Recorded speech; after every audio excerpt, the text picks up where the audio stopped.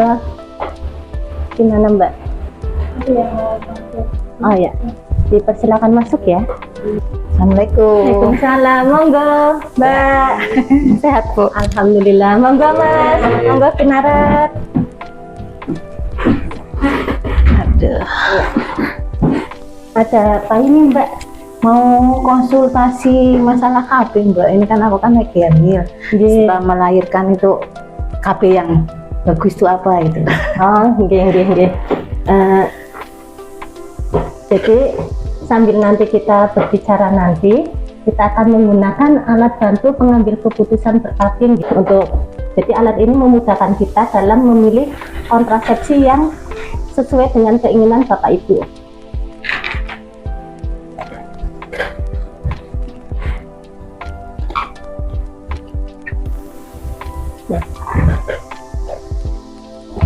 Pertama perkenalkan, nama saya Bidan Amalia, saya yang penanggung jawab di sini. Dengan alat ini saya akan membantu Ibu untuk memilihkan metode kontrasepsi yang sesuai dengan keinginan Bapak dan Ibu. Maaf sebelumnya saya lihat data dulu untuk status jenengan. Dengan Ibu Nurdwi Astuti usia 37 tahun, nama suami Puan Irfan, alamat Slerok RT 7 RW 6. Ini kehamilan yang keempat, anak 3 hidup semua Alhamdulillah. Anak terkecil 4 tahun, lahirnya normal semua Sebelumnya mungkin Ibu pernah menggunakan KB apa? Belum pernah tuh. Belum pernah sama sekali. Oke. Kemudian perkiraan lahir tanggal 29 bulan 8 Jadi ini bulan 8 bulan depan berarti benar. Kemudian ini Bu, ini kan juga di sini kan ada tentang soal IMS ya. Kemarin kan itu juga sudah di data sini sudah tercatat kalau itu sudah melakukan ANC terpadu dan dilakukan pemeriksaan laborat. Hasilnya kemarin normal semua Alhamdulillah. Jadi untuk HIV, sifilis dan HBsAg negatif Bu. Kemudian HB-nya 12, BTS-nya ini ya yang agak tinggi, 155. Jadi normalnya itu di bawah 140. Saya catat BTS 155 anak keempat ini.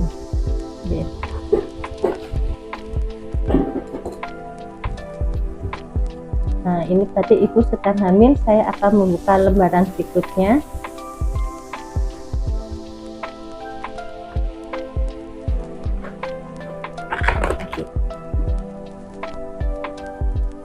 Oh ya, perlu saya tekankan dengan alat jenengan bisa berterus terang, tidak usah menutupi, insya Allah untuk kerahasiaan akan terjaga.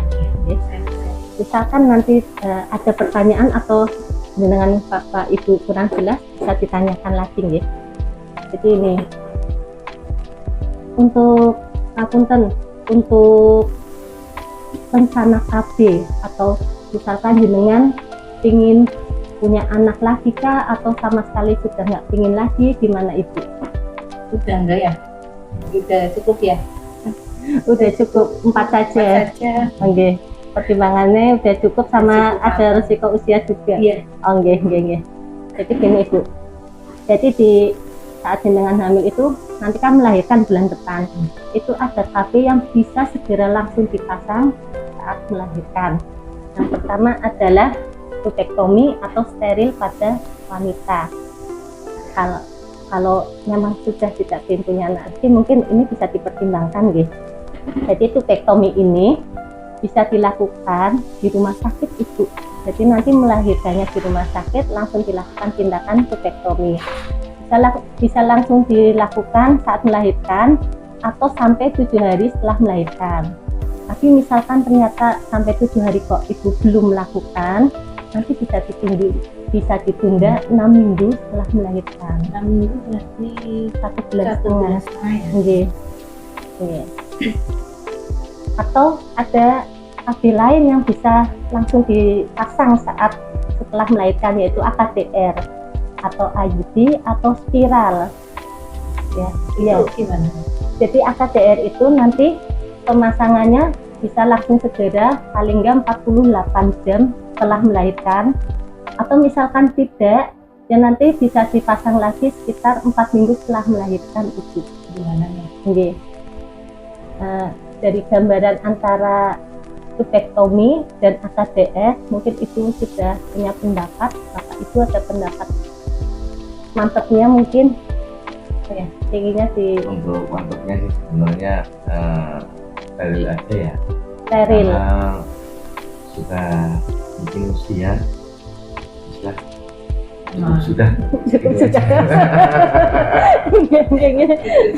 Sudah cukup ya. Ya, kalau di sini kan datanya Nggak membesarkan anak saja. ceweknya 2, cowok 1, dan ini kemungkinan Insya cowok Allah, ya. cowok. Mudah-mudahan ya Allah 2 pasang geng. Mudah-mudahan bala-bala. Jadi ini tentang tubektomi ibu, Iya. bapak. Nah, ini tubektomi atau steril pada wanita. Ini gambar reproduksi pada perempuan. Nanti kalau tubektomi yang dipotong ini saluran antara indung telur dengan rahim. Ini dipotong. Jadi tidak ada ovum yang masuk ke dalam rahim. Nah, untuk rahimnya sendiri tidak dilakukan tindakan apapun. Jadi lain tidak ditakuti, nggih, aman. Jadi ibu misalkan setelah melakukan tubektomi masih bisa head. Nggih.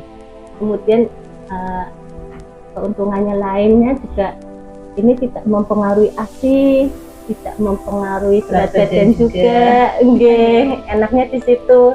Terus juga efektivitasnya itu tinggi, 99%. Di antara 200 wanita yang melakukan tubektomi, hanya 1 yang mengalami kegagalan berupa kehamilan. Nggih. Nah, ini. Jadi yang dipotong dan diikat, nggih. Nah, ini. Berarti itu dipotong ya? Nggih, dipotong dan diikat untuk metode tubektomi yang Itu sekarang. masuknya operasi kecil ya? Oh, nggih. Jadi tubektomi itu termasuk operasi kecil. Kalau misalkan memang mau melakukan tubektomi, nanti saat ibu mau melahirkan, ibu harus di rumah sakit, ya. Di rumah sakit, terus nanti di sana bilang saya ingin tubektomi. Jadi biar sekalian itu, karena tadi bisa langsung segera dilakukan tubektomi setelah melahirkan. Untuk melahirkannya nggak harus sesar ibu. Kalau memang misalkan normal, bisa normal secara medis, bisa normal ya bisa normal. Tapi nanti untuk tindakan tubektominya sendiri pasti. Jadi Ternyata normal lagi juga. amin, amin, amin, amin. Insya Allah Nggih. mudah-mudahan dikaringi lancar. Amin, amin. Mudah-mudahan lancar sehat semua nggih ibu. Mungkin ada rumor atau isu tentang tubektomi yang ibu dengar. Kemarin pas Dilala pas lihat video Oh nggih. di apa di YouTube apa ya? Hah? Udah tubektomi kok masih hamil gitu. Oh nggih, nggih. Ya, itu Pak Dilala pas lihat tuh, kok bisa hamil padahal kan udah steril gitu kan. Nggih. Ya itu tadi berarti kegagalan itu dari 200 dia yang gagal Iya, satu. itu. Baru denger kan biasanya kan kalau steril memang udah bisa lah gitu kan. Nggih, Pas nggih. Dilala kemarin lihat di HP kan di YouTube, kok udah steril kok masih hamil kok, masa iya gitu loh. Iya. Nah, tadi kembali ya Bu. Salahnya Jadi apa? yang namanya usaha itu nggak bisa kita menjamin 100% berhasil. Iya. Makanya tadi hanya 99% itu aja udah paling tinggi dibanding metode terapi yang lainnya. Apalagi kan tadi Bapak bilang sudah, kalau bisa sudah cukup lah ini yang Cukup. terakhir. Iya. Jadi tubektomi ini yang pilihan yang pas untuk Bapak Ibu. Oke. Mungkin ada yang mau ditanyakan lagi? nah, Dari itu aja. Gitu aja. Oke. Sekarang untuk penapisannya saya cek dulu ya Ibu ya. Jadi tadi itu gula darahnya yang 155. Terus sikonya hanya itu aja sih. tinggi ya. Iya, agak tinggi. Gula darah.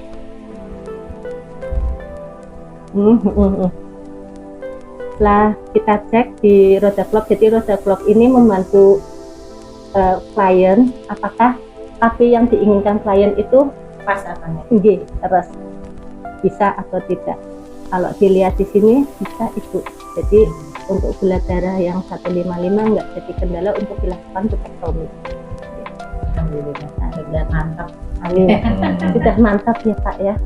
Jadi nanti melahirkannya kita langsung ke rumah sakit biar langsung tercover sama BPJS.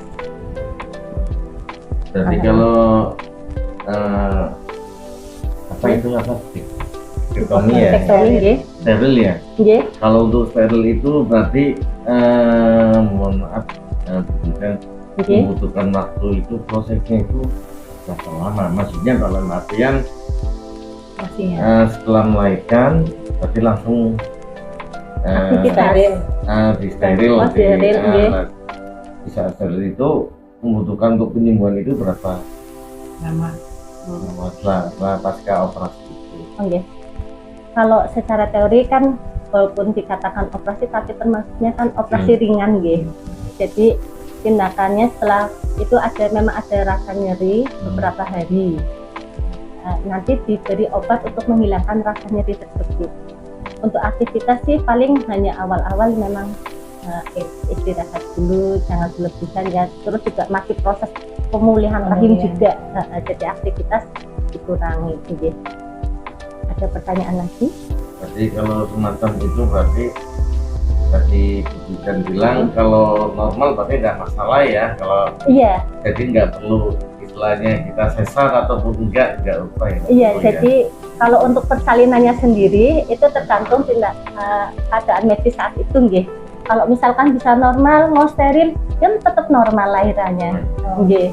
Berarti nggak harus, maksudnya kan aku coba pikirannya kalau steril itu memang harus sesar kayak gitu kan. Memang nggak tahu. Nggih, nggih. Dari udah jelasinnya tahu lah.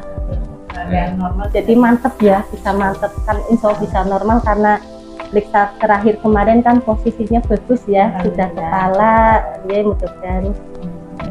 Dan normal kayak kakak-kakaknya. Amin, amin. Sehat. Yang penting dimantepin nanti mau KB ini sudah nanti insya Allah. Mungkin ada pertanyaan lagi?